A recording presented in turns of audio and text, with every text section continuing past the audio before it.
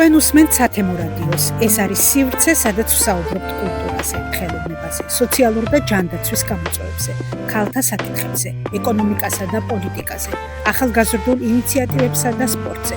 აქ ისმის დევნილ დახმა და მათი ისტორიები. ჩვენ ვსჯელობთ თქვენს ყოველდღიურობაზე, გიზიარებთ სიახლეებსა და პრობლემებს, ეძებთ გზებს უკეთესი მომავლისთვის. სათემო რადიო, ხმა, რომელიც თქვენ გეკუთვნით.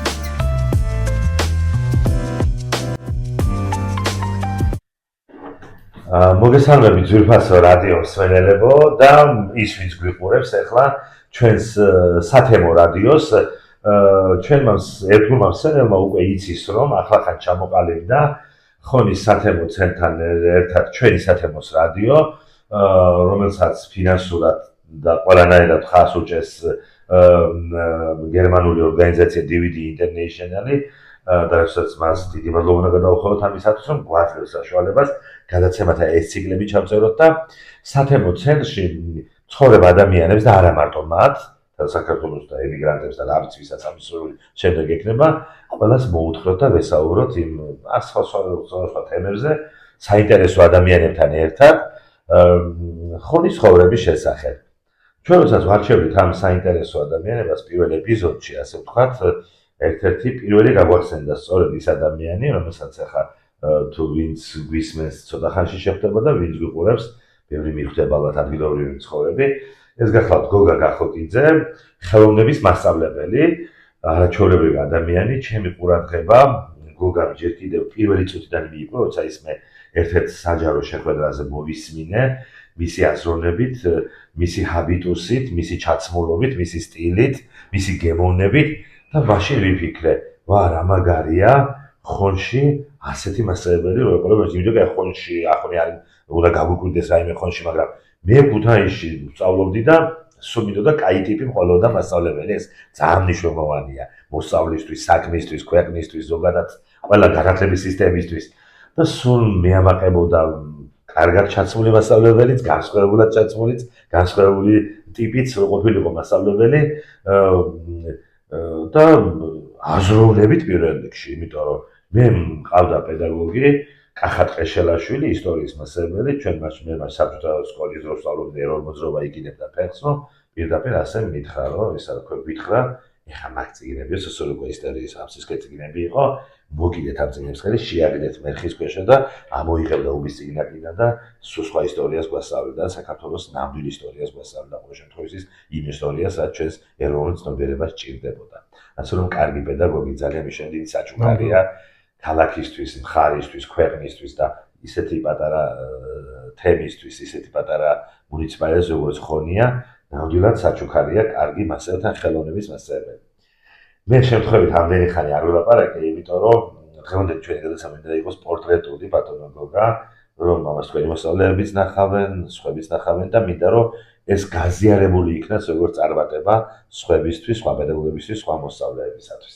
უბრალოდ ყოველსა მიესალმეთ ჩვენს რადიოს მაყურებელს. მადლობა დათო მოწვევისთვის. მე მიხარია რომ ჩვენ იმ სივრცეში ვართ, რომელი კედლის მოწყობაში მე მივიღებ მონაწილეობა. ძალიან მიხარია რომ ხო ეს ჩემი გერმანიიდან ჩამოტანილი რეკვიზიტებია და ეს ლამაზად მოვაწვე, ხო და თან ყველაფერი გერმანიიდან ჩამოტანილი. კი, აბსოლუტურად ყველაფერი გერმანიიდან ჩამოვიტანე და ძალიან მიხარია რომ აქ ვართ ამ სივრცეში, ჩემთვის უცხო არ არის ეს გარემო.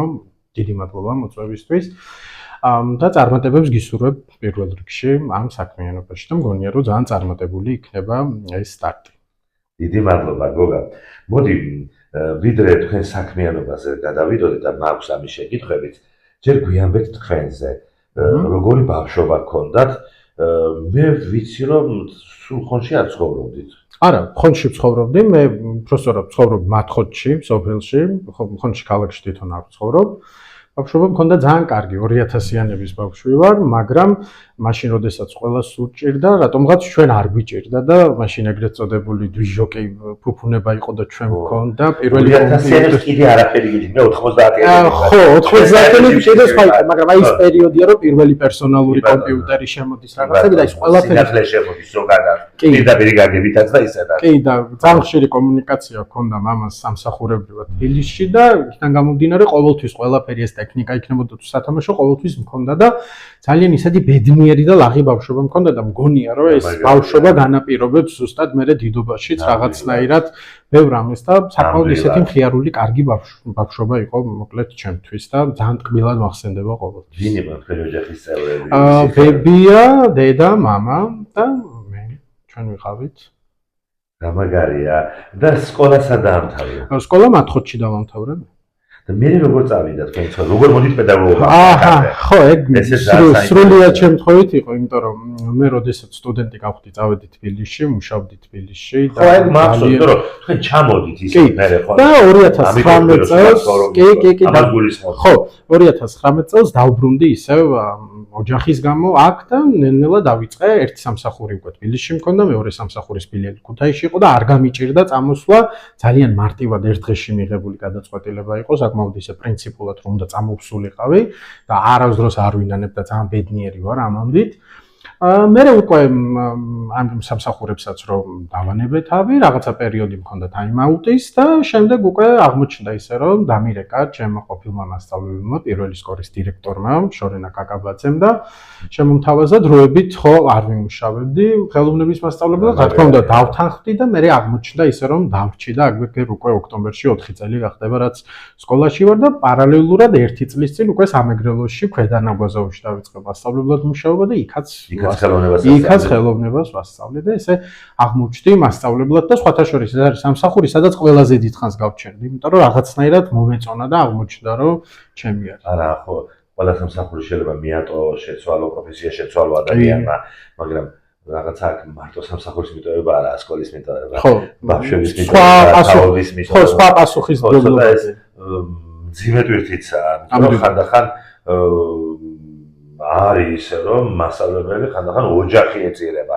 მასწავლებლობას თუ კაი მასწავლებელზე არა პარაკი და თუ გულით აკეთებ ამ საქმეს და ახლა მასწავლებლობა ბიზნესი არ არის ხო როცა თუ კარგად ხარ ისე რო ასწავლო ხო აქ სულ კარგად უნდა იყო და სულ მაგარი უნდა იყო თორე ისე საერთოდაა დანაშაული ცუდი მასწავლებლობა მოდი დავიწყოთ და კარგი მასწავლებელს ნამდვილად სული უნდა უბეროთ და ხელოვნების მასწავლებელი ხართ რა სწავლობენ თქვენი მოსწავლეები, რა ასწავლეთ და სრულიად ასე მგონია რომ ხელოვნებას რო ასწავლეთ, ცხოვრებასაც ასწავლეთ. რა თქმა უნდა, იმიტომ რომ აქ ვიხებით აბსოლუტურად ყველაფერს და სულ ვამბობ მაგალითად, რომ როდესაც ორი ადამიანი სადმე სხდება, სალონ გარემოში არასოდეს არ ლაპარაკობენ მაგალითად რომელიმე სხვა საგანზე. ყოველთვის თემა არის ხელოვნება. ეს იქნება კინო, თეატრი, ვთქვათ, ლიტერატურა, უშუალოდ ფერწერა. ხო, ყოველთვის ადამიანი ხელოვნების ირგვლივ საუბრობს, იმიტომ რომ ეს არის ძალიან მოთხოვნადი და განვიხილავთ, ვთქვათ, იგივე ცნობილ ადამიანებს, ხო?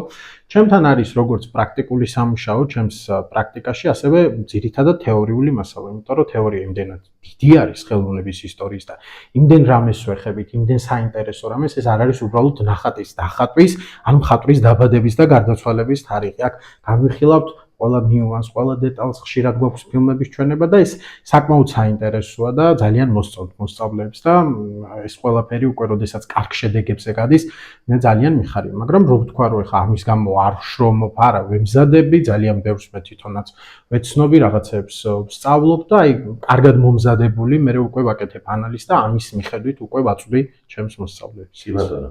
ძალიან მნიშვნელოვანია პედაგოგი ევროპულ ღირებულებებზე ესწავლოს ბავშვებს.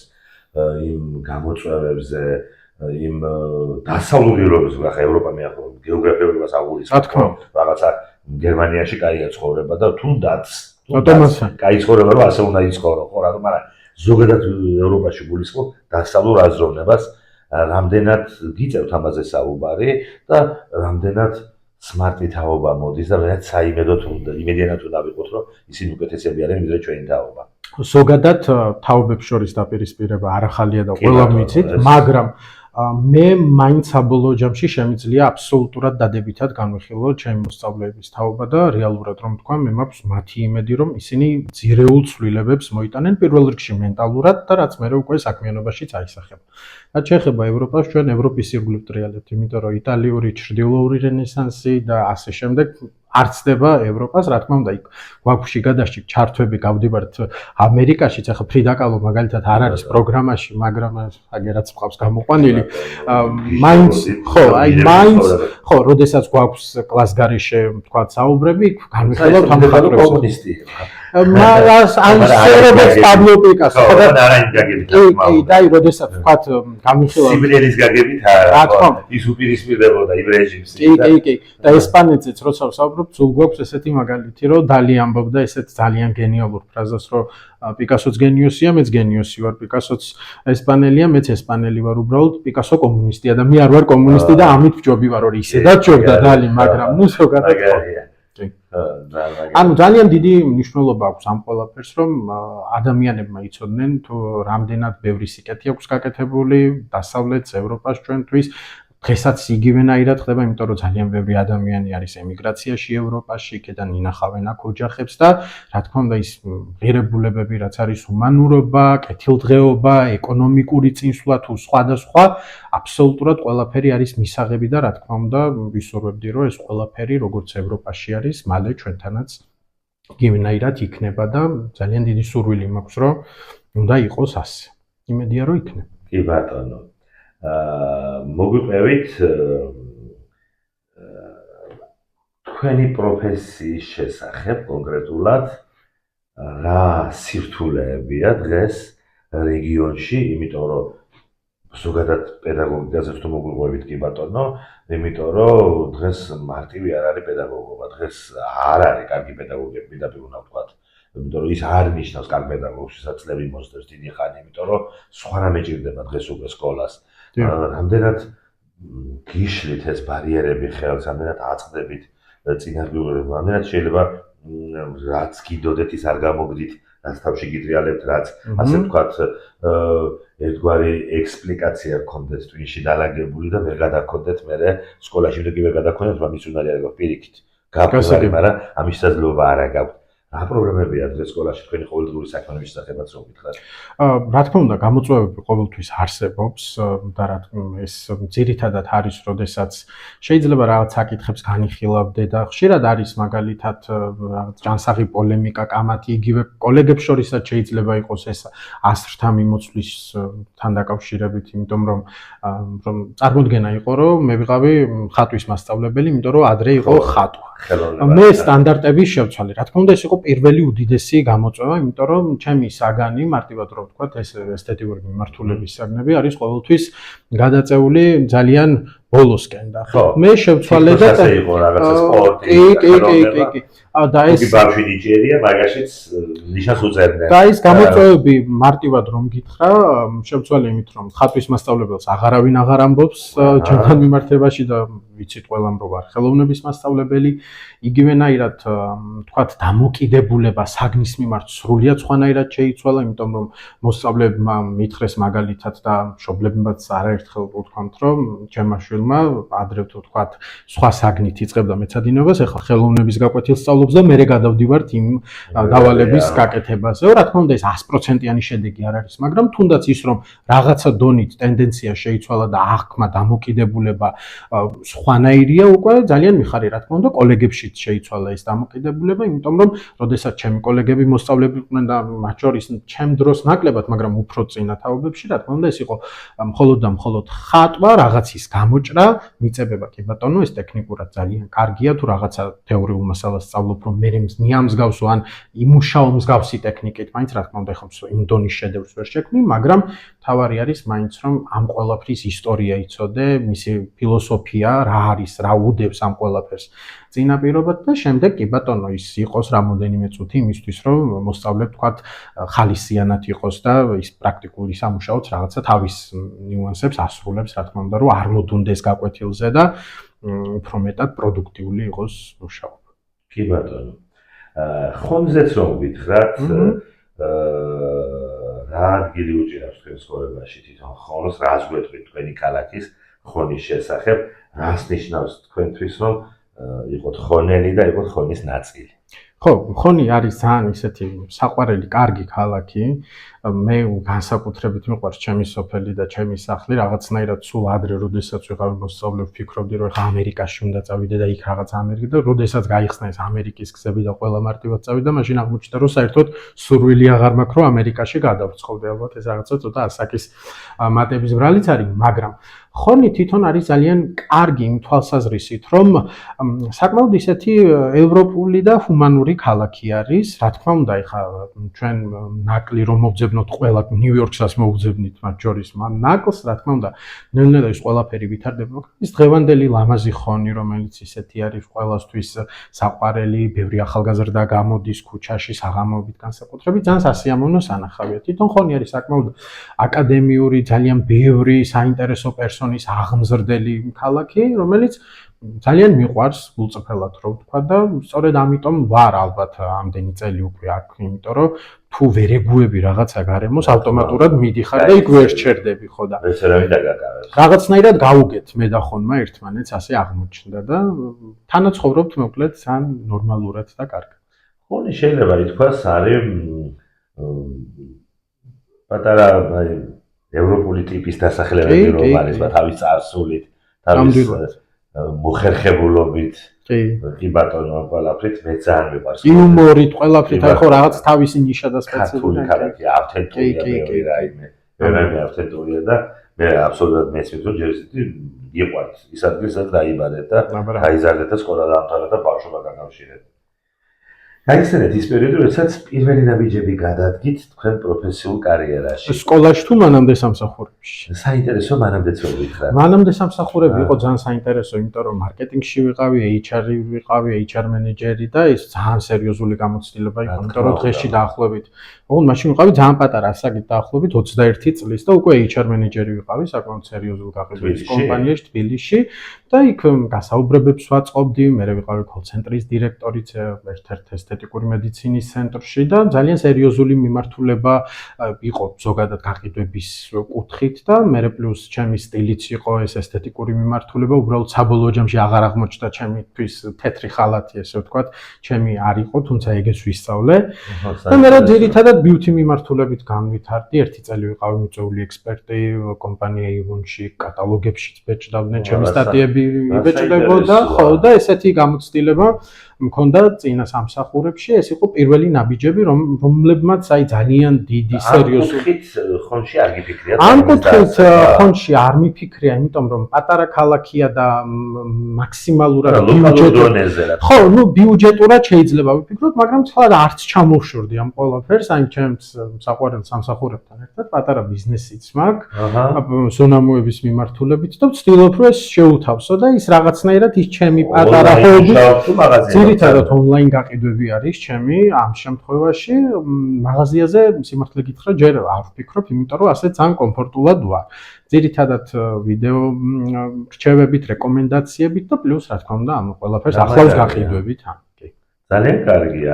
სკოლაში რაც შეეხება პირველ ნაბიჯებს, აი ბავშვებს რო შეხდით პირველად ეს ემოცია გაიხსნა. პირველი ემოცია იყო ონლაინ გაკვეთილი და ახლაც მაქვს ის ჩანაწერი, იმიტომ რომ კოვიდი იყო მაშინ 2021 წელი იყო, 21-22 და ონლაინ გაკვეთილები იყო პირველი, ახლაც მახსოვს ძველი ეგვიპტე ახსენი მე 5 კლასში, ყველაფერი თითოეული სიტყვა მახსოვს მაშინდელი 20 წუთში. ფიზიკურად არ ვიცნობდით, იმიტომ რომ ყველანი იყვნენ სახლში და ესე სახლიდან ვატარებდით ონლაინ გაკვეთილებს, დაახლოებით 2 კვირა მომიწია ონლაინ რეჟიმში და შემდეგ უკვე სკოლაში დავიწყეთ მუშაობა და ძალიან კარგი იყო ეს რაღაცა კუთხით, იმიტომ რომ უკვე რო გამოცდილება მქონდა ონლაინ, პირველად რო შევედი კლასში, რაღაცა დისკომფორტი და ბარიერი აღარ მქონდა და უფრო თავისუფლად ჩავატარე გაკვეთილი, მაგრამ გამოწვევები რა თქმა უნდა იყო, იმიტომ რომ ძალიან ბევრი რამე ვისწავლე, ურთიერთობები იგივენაირად და ფსიქოლოგიაც და ბევრი ნიუანსი, რომ თქვათ ყოფილიყავი ისეთი როგორიც დღეს ვარ, მაგრამ მე არ ყოფილდები ჩემი თავით და კიდე და კიდევ ვცდილობ რომ უფრო განვითარდე. კი ბატონო, თქვენ საკმაოდ აქტიური ადამიანი მზადებით, ბევრ პროექტებში მე პირადადაც დამინახი ხარ ხანსად, ანუ არ ახართ რაღაცა ერთი პროფილით, ერთი მიმართულებით, მე ეს არ მეგვირს თავადაც ასეთი ადამიანი გელაპარაკებით და აი რა ადგილი უჭირავს თქვენ ცხოვრებაში საზოგადოებრივ საქმიანობას. აი თვლით თუ არა რომ ბევრი რამე უნდა შეცვალოთ და ჩვენ ყველას გვევალება რომ ხვალ უკეთეს საზოგადოება გქონდეს. რა თქმა უნდა, ეს ნებისმიერი ადამიანის ვალდებულება, ანუ რა თქმა უნდა, იმიტომ რომ ადამიანი არ იბადება მხოლოდ იმისთვის, რომ იკვებოს და გამრავლდეს. ადამიანს აქვს ბევრად უფრო დიდი პასუხისმგებლობა, რაც გულისხმობს, თქვათ, საზოგადოებისთვის კეთილი საქმის გაკეთებას. ამას ვიღაცა აკეთებს სხვადასხვანაირი შრომით, მე ამ შემთხვევაში მიწევს განათლების გაზიარებით და რა თქმა უნდა ვცდილობ, რომ იგივე ის პატარ-პატარა დეტალები, რამაც შეიძლება უკეთეს საზოგადოება ჩვენ ჩამოგვაყალიბოს, რომ ვასწავლო მოსწავლეებს, უფროსებთან ურთიერთობაშიც იგივენაირად ეს დიალოგი იქნება თუ გაცვლა-გამოცვლა აზრის, ვცდილობ მაქსიმალურად, რომ რაღაცნაირად ჩემი პატარა წვლილი შევიტანო, რომ საზოგადოება იყოს უფრო მეტად კარგი, რომ ჩვენი ცხოვრება უკეთესობისკენ შეიცვალოს. კი ბატონო. გაგვიზიარეთ თქვენი წარმატებების შესახებ, როგორ მიაღწიეთ ამას, იმიტომ რომ რა თქმა უნდა, ხა თქვენ საუბარში ვგეთყობა, რომ ეს ადვილად არ მოსვლა და შემაჭირდება ყველაფერს. აი, რა იყო მაინც ძირითადი მიზეზი, რამაც მიგიყვანათ წარმატებასკენ, თუნდაც იმიტომ რომ ჩვენთვის ხარ საინტერესო ამ გადაცემაში ჩვენ წარმატებული ადამიანებს მოუყარეთ თავი პირველ ეპიზოდში განსაკუთრებით, გვინდოდა ის ადამიანები მოგვეწვია, ვისი ცხოვრება მაგალითი უნდა იყოს თემში მცხოვრები ადამიანისთვის და ეს გინდა კომპლიმენტად მიიღეთ, გინდა ქათინაურად, თუ ეთეიგივე ეს. ასე ჩვენ გვინდოდა მოგვეყვანა პირველ გადაცემაში ადამიანები, ვინც უკვე წარმატებულია. მაგრამ ასევე მაინტერესებს რა არის შთაგონება მთავარი, რამაც თქვენ ამ წარმატებაში გაგვიზიარეთ ეს წარმატების ფორმულა, თუ კი ასეთი გააქვთ. ხო, რა ვიცი, ახლა მე მგონი ამ პარტავნებაში არ ჩამომართვეთ, მაგრამ საკუთარი თავი, ბევრი ფიქრის მერე მიფიქრი ამ კითხვაზე და მივხვდი, რომ საკუთარი თავი. რატომ? იმიტომ რომ ძალიან ბევრი შეცდომა იყო, თქვა, ძალიან ბევრი უარიც მიმიღია და ყოველთვის ვცდილობდი რომ რაღაცნაირად სხვანაირად მომესინჯა ძალები, ან საერთოდ იმ სფეროს ჩამოვშორებოდი და ახალი მიმართულება მეწად. ანუ არ ვფიქრობდი მარტო ვიწროდ ერთ კონკრეტულზე, ანუ არ გამოდის ერთი, გამოდის მეორე და თავარ мотивაციას და ძალას ამ შემთხვევაში მაძლევდა საკუთარი თავი, იმიტომ რომ ამ ყველაფერზე ძალიან ბევრს საუბრობდი საკუთარ თავთან და ძალიან ბევრს ვფიქრობდი და არ გამოდის, მე რაღაცა იდეა მოვიდოდა და აი ასე ხო არა და მე რა თქმა უნდა უკვე ამ ყველაფერს განვიხილავდი ჩემს უახლოეს ადამიანებთან, რომლებიც ან მომიწონებდნენ, ან არ მომიწონებდნენ და მე უკვე ამ პოლემიკაში ვიყავი, მაგრამ საბოლოო ჯამში მაინც რაღაცნაირად ისე გამომყავდა, რომ საჩემოთ და სათავისოთ, რასაც მე ვფიქრობდი ის. ანუ ძირითადი мотивაციის წყარო მაინც საკუთარი თავი არის ჩემთვის, რომ უფრო მეტად გავაძლიერო, უფრო მეტად უკეთესი გავხადო, ვიდრე ახლა ვარ მაგალითად. კი ბატონო, ძალიან საინტერესოა. რა არის ის გამორჩეული რამ, რამაც არქთოვანებაში მოგიყვანათ და ცხოვრების სტიმული მოგცათ? ჩემი ოჯახი. იმიტომ რომ სასახად შემიძლია ვთქვა, ეს არის ადგილი, სადაც უპირობოდ ვუყვარვარ ყველას იქ, ვთქვათ, რაღაცა ჩასმულობის გამო, სამსახურის გამო კი არ გაფასებენ, ან უბრალოდ რომ კარგი მოსაუბრე ხარ, კარგია. იქ უყვარ ხარ ისეთი, როგორიც ხარ, ნამდვილი და მწრფელი და აქედან გამომდინარე ზოგჯერ ვფიქრობ, რომ რა ვიცი, რამდენი რამ უნდა გავაკეთო, რომ ის ამაგი გადავიხადო, მაგრამ საქმეც იმაშია, რომ ამაგის გადახდას არავინ არ თხოვს, უბრალოდ ეს ჩემი შინაგანი მოთხოვნილება. რა თქმა უნდა, ცალსახად ოჯახი, იმიტომ რომ ყოველთვის ყველაზე მნიშვნელოვან ნიუანსებს განვიხილავ ოჯახთან, მაგრამ არის ახლა რამდენიმე მეგობარიც, რომლებთანაც კიდევ უფრო პირადულ საკითხებზე შეიძლება ვისაუბრო და ისინი ძალიან მეხმარებიან ამ ამბავში. კი ბატონო, როგორია თქვენი ყოველდღიური რუტინა? აი, გოგა იღვიძებს და თელი დღე რა არის ეს, ასაც ხშირად აქ? სულ საქმე. ძალიან მიყვარს თქო სოფლის საქმეები არა, მაგრამ მიწევს იქ ხანდახან ეზოს გაცელვაცა, ყანაში მუშაობაც არის. ხო, იქ რაღაცა ეზოს მოვლა არის, ამის გაკეთებაც მიწევს, ჩემ მეგობრებს არ იჯერათ თავიდან რო დაბრუნდი და მეუბნებოდნენ რომ ვიდეო გამომიგზავნე, სადაც ყანაში მუშაობოდა, მე მართლა ვიდეოს ვგზავნიდი რომ დაიჯერებინათ, იმიტომ რომ უყვირდათ, მაგრამ ესეც მიწევს. ძირითადად ჩემი ყოველდღიურობა არის ის, რომ ვცდილობ რომ რაღაცნაირად კომუნიკაცია მქონდეს იმ ადამიანებთან, ვისთანაც კარგად გვხსნობ თავს, რაღაც ახალ იდეებზე ვმუშაობ, თუ სამსახურის პერიოდია მივდივარ ჯერ ერთ სამსახურში, მერე მეორე სამსახურში და პლუს ბიზნესის ამბებსაც ვაგვარებ, რომ რა ვაჯობებს, რა როგორ გავაკეთო და ასე შემდეგ. განსაკუთრებულს არაფერს არ ვაკეთებ, იმიტომ რომ დიდად ეხა ბევრი გასართობი სივრცე ახალგაზრდებისთვის ქალაქში ჯერჯერობით არ გვაქვს და აქედან გამომდინარე, სადღაც რომ ყოველ საღამოს თქვათ წახვიდე ბარში, კაფეში, ასე არ ვარ. ძალიან იშვიათად, მოკლედ რომ თქვა, ძირითადად სახლში და სამსახურში. ეს არის ჩემი რუტინა. ბრაზთან დაკავშირებით მინდა ვისაუბროთ. როგორ არა, ნუ ბრაზი ყველას აქვს, რაცონა ყველასო თუ არ მე არ ბრაზდები ვარ ესეთი. ყველას აქვს, მაგრამ უარ ბრაზდები ესე კი ერევა იმ ბრაზს. ხო, ანუ ადამიანს აქვს ეს ემოციაა, ჩვეულებრივ ხო და ვიც არ ბრაზდება, კი ბატონო, ვით არ ბრაზდება, რომ მართავს ამ ბრაზს. თქვენ თუ მართავთ ბრაზს და რა დროს ბრაზდებით? ბრაზის მართვა ვისწავლებ, მაგრამ მე სულ იმას ვამბობ, რომ ემოციის გამოხატვა სირცხვილი არ არის. უბრალოდ ეხლა ბრაზი იმდენად არ უნდა გამოხატო, რომ საბოლოო ჯამში შენ დაგაზიანოს. აქედან გამომდინარე, ბრაზი რა თქმა უნდა მაქვს ხოლმე, ზოგჯერ გამოვხატავ, მაგრამ უკვე ვიცი მართვა, როგორ მართო ჩემი ბრაზი. თუმცა აი ძალიან გაბრაზებული როდესაც ყოფილა რამოდენიმეჯერ, რა ვიცი, უთქვამთ რომ მეორეჯერ არ ვისურვებდი შენს ნახვას ამ მდგომარეობაში, მაგრამ მართავ, ალბათ ეს უკვე ასაკის მომატებასთან დაკავშირებითაც არის, თუმცა ხშირად ბრაზდები, აფექტური.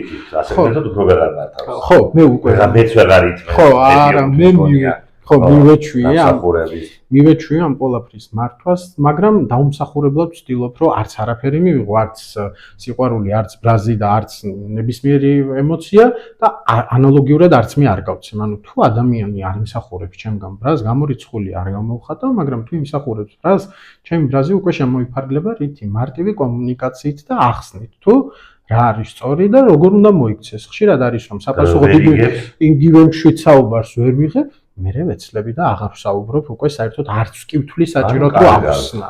კარგავს ადამიანები. დამიკარგავს ადამიანები და არასოდეს არ უნდანობ, იმიტომ რომ იკარგება მხოლოდ ისეთი ადამიანი, ვინც უნდა დაიკარგოს. ეგ არის 2x2 4, იმიტომ რომ თუ ადამიანთან არის გულწრფელი ემოცია, სიყვარული, იქ კონფლიქტი სხვანაირად ძვირფასი ადამიანები იყოს, ვისაც კარგავს. ძვირფას ადამიანს ვერანაირად ვერ დაკარგავ. იმიტომ რომ ძვირფასი ადამიანი აი იკამათებთ, მერე იაზრებთ ორივე ბოდიში ხდით და ხვდებით ანალიზი. ხოცა იაზრებს ეს იდეალურ ვარიანტს აუღებს. ხო, იდეალურ ვარიანტს, თორე თუ არ ხდება გააზრება, მაშინ გამოდის რომ ისეთი ადამიანი დასაკარგი იყო, იმიტომ რომ თუ ადამიანს გონია მაინც რომ სულ მართალია, იმიტომ რომ შეუცდომელი ხო არ ვართ, ეხლა რა თქმა უნდა, ყველაზე კარგად ჩვენ ვიცით როდის ვაშავთ, ამის აღიარება შეიძლება არ გვინდოდეს, მაგრამ ზუსტად ვიცი როდის ვარ დამნაშავე, თუ ზუსტად ვიცი რაღაცა როდის არ გავაკეთე სწორად და იმას შეიძლება კი მინდოდეს შეფუთვა და არ გამოვააშკარავ, მაგრამ თუ საჭიროა უნდა აღიარო ადამიანმა და მიღიარებია აუცილებლად. ბოდიშიც მომიხდია. ხშირად მიწევს თქო ვერ ვიტყვი, მაგრამ მომიხდია ბოდიში, როდესაც გამიაზრებია, რომ იმ მომენტში მე ვიყავი დამნაშავე. ალბათ იმ აფექტის და ბრაზის ბრალი იყო, იმიტომ რომ უცებ გამოვხატე და მე უკვე სხვანაირად იყო საჭირო. უკან დახევა სისუსტეა თუ სიჩქვეა? აუცილებლად გააჩნია სიტუაციას. გააჩნიეს ყოველთვის ესე იგი არ არის სიჩქარე და ყოველთვის არ არის სისუსტე. არ ყოველთვის ვერანაირად ვერ იქნება სიტუაციიდან, ადამიანიდან და ურთიერთობიდან გამომდინარე. ვიზე არ აკეთებ, ამას კიდევაც გააჩნია. რა თქმა უნდა, ხო, იმიტომ რომ თუ ცალსახად ერთნაირად გააკეთებ, სულ ყოველთვის დაზარალდები, იმიტომ რომ ზოგჯერ სიტუაციას ის ქმედება არ მოერგება. იმეთანო. ხო, ოჯახთან ახლა მეტი დათმობა გიწევს შეიძლება. რა თქმა უნდა, ყოველთვის ასე. ხო, ვიღაცასთან ნაკლები დათმობა გიწევს. ყოველთვის ასე. ჩვენი გადაცემა დასასრულისკენ მიდის, ასე ვთქვათ, კიდე 1-2 წუთი გვაქვს, მე საინტერესო მოსაუბრე ხარ. რაღაცა კითხვებიც ბევრი მაქვს, მაგრამ ახლა ვცდილობ, რომ ჩაჩქარა და ბევრი რამე გითხოთ კიდე. აი, თქვენ გაქვთ თქვენი სტილი, რომელიც თქვენ გამოგარჩევთ ყველასგან. მე თქვენი სტილით დაგიმახსოვრეთ პირველად და შემდეგ რამდენიმე ჩვენი კვეთა მოხდა თანამშრომლობის, ურთიერთობების და ყოველთვის მახარებს თქვენთან შეხვედრა, როგორც საინტერესო ადამიანთან. სტილი ჯერ მარტივი ასაღები არ არის და თუ ამას იღე, მე დამკვიდრება რთული და მithumetes ხონში მოდი პირდაპირ გითხავ, თამამა თუ იქნები, შეიძლება გითხვა თვისობრივად ცოტა გოიმური იყოს, მაგრამ მაინც უნდა გითხოთ, აი, მე მაინც გონია რომ ძალიან თამამი ადამიანი ვზადებით და ამას რაღაცა ჟარგონზე რო ვთქვა, ცოტა გაქაჩვაცონ და ყველაფერს და აი, როგორ მიიღეთ ეს სტილი და როგორ მიიღო ეს სტილი თქვენმა მოსწავლეებმა, თქვენმა ოჯახმა, თქვენმა ემამ, თუმცა გიჟდები შურს თქვენი სტილის საქმე გეუბნებით ძალიან მომწონს. არაფერი განსაკუთრებული, უბრალოდ ძალიან ჩვეულებრივად, ესეთი ვარ, როგორიც ვარ. ყოველდღიური არ ახარ რამდენი. არა, ჩვეულებრივად ეს არის ის, რაც ბუნებრივად არის ჩემში და მარტივად, ანუ ვცდილობ, რომ რაც შეიძლება მომიხდეს, ისე გამოვიყურებოდე. ვიცი რა მომიხდება, რა არ მომიხდება და მაქსიმალურად ვცდილობ, რომ კარგად გამოვიყურებოდე, იმიტომ რომ საზოგადოებაში გიწევს ურთიერთობა, რა თქმა უნდა, სხვანაირად შეუძლებელია. ძალიან დიდი მადლობა გადაცემაში მომზადებისათვის. ბევრი კითხვა დამჭა კიდე. ალბათ მომეცემა სხვადასხვა საშუალება თქვენი სტუმრობის სხვა ფორმატებში, სხვა გადაცემებში, ვიდრე რომ ჩვენი სათემო რადიო ეს არ იყოს მხოლოდ პროექტის პაგლებში და გქონდეს მას მდგრადობა, იმიტომ ეს სტუდია გვაქვს სახელმწიფო შენი შექმნილია და DVB International-ის ტექნიკური მხარდაჭერილია. იმედია ჩვენი რადიო დღის სინათლეს ძალიან დიდხანს იხილავს და ხშირად იქნებით ჩვენი გადაცემის სტუმარი. ძალიან დიდი მადლობა, მეც ვიმედოვნებ, იმიტომ რომ ძალიან კარგი პროექტია ზოგადად, მეც მაქვს ახლა ჩემი სამომავლო გეგმები, რომლებსაც ჯერ არ გავამხელ, ახალ პროექტზე ვიმუშაობ და მალე იხილავს ამას ჩემი მომხმარებლები და მაყურებლებიც და წარმატებებს გისურვებ, დათო, მადლობა მოწვევისთვის. ძალიან საინტერესო იყო. რადიო სცენარებს და ჩვენ მაყურებლებს, ვინც სოციალურ ქსელჩენებს ვიყურებს, შევახსენებ ჩვენი გადაცემის სტუმარი გახდათ გოგა გახოგიძე, ხელოვნების მასწავლებელი. კარგად ზარდება. მადლობა, კარგად.